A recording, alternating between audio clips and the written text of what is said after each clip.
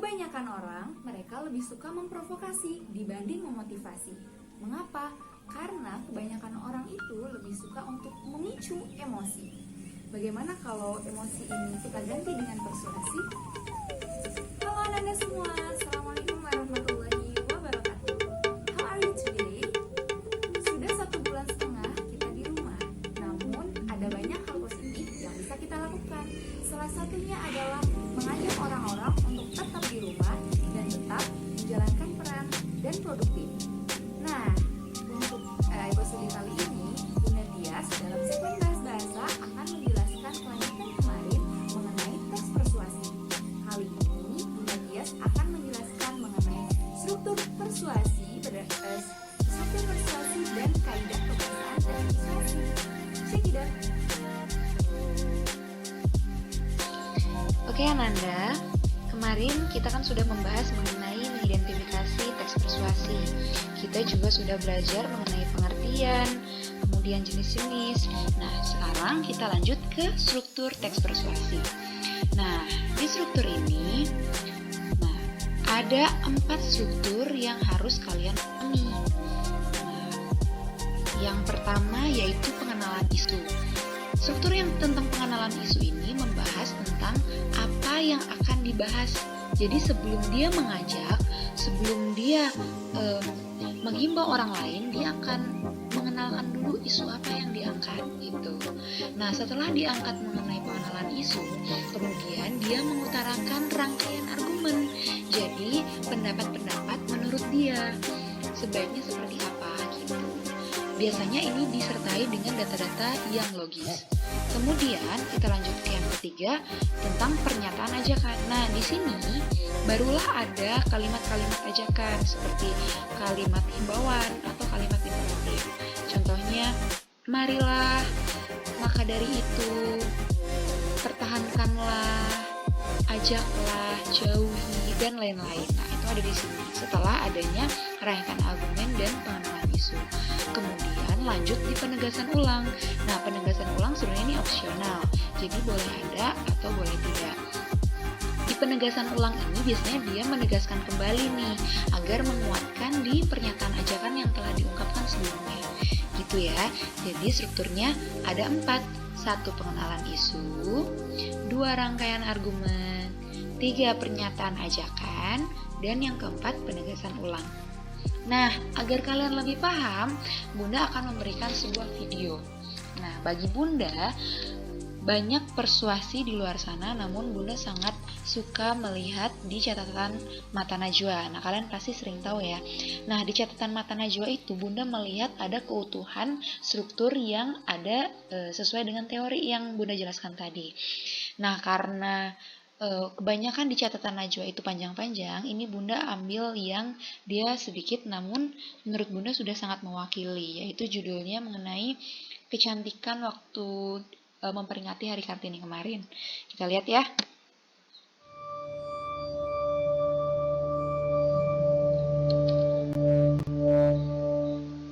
Mereka bilang kamu cantik.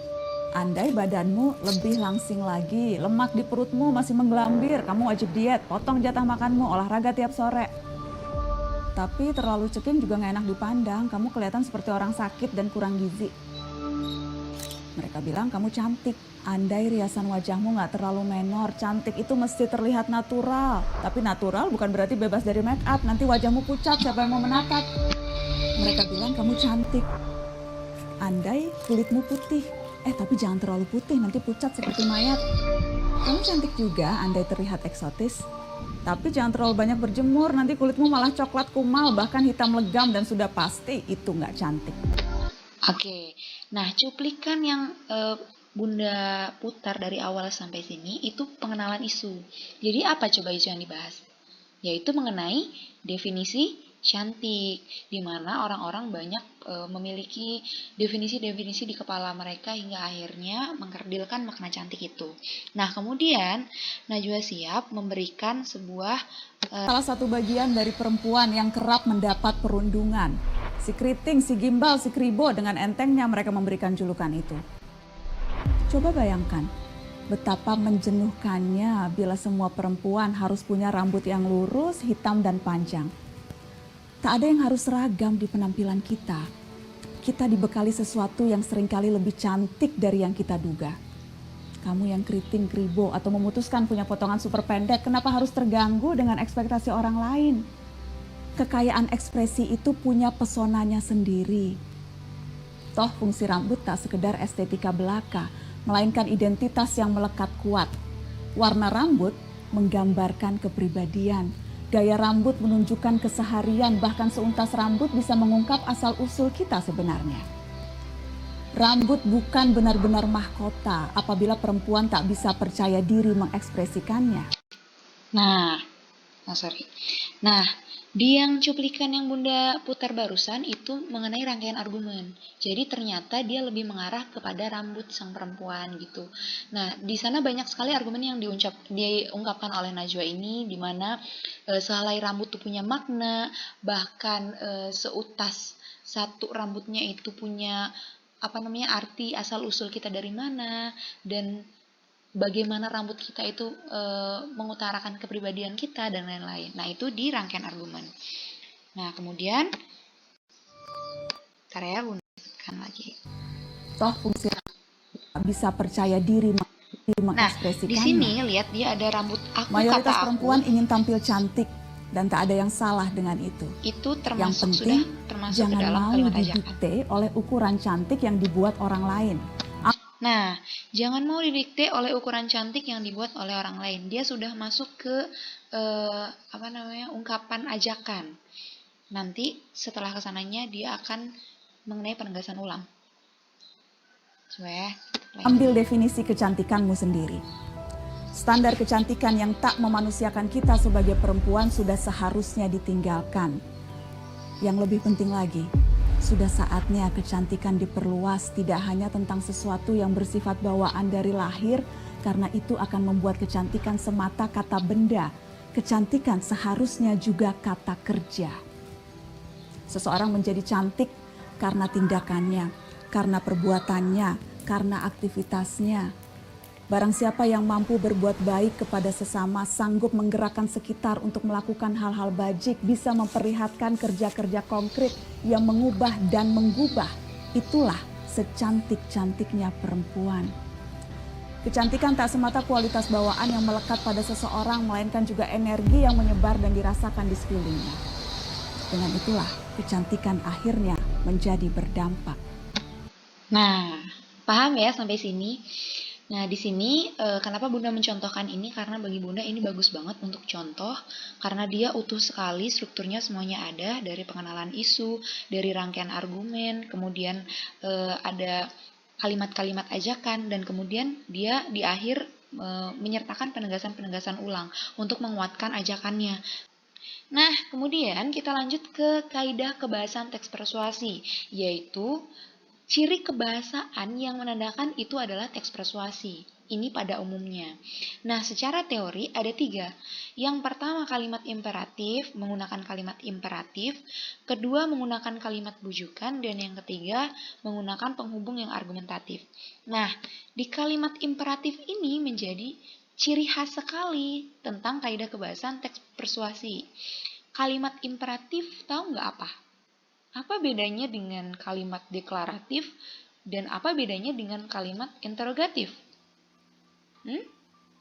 Ya, benar. Kalimat imperatif itu adalah kalimat perintah.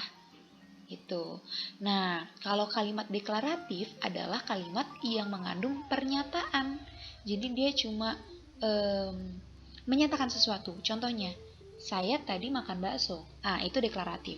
Kemudian kalau interrogatif itu adalah kalimat pertanyaan. Contohnya, sudahkah kamu makan bakso hari ini? Nah, seperti itu.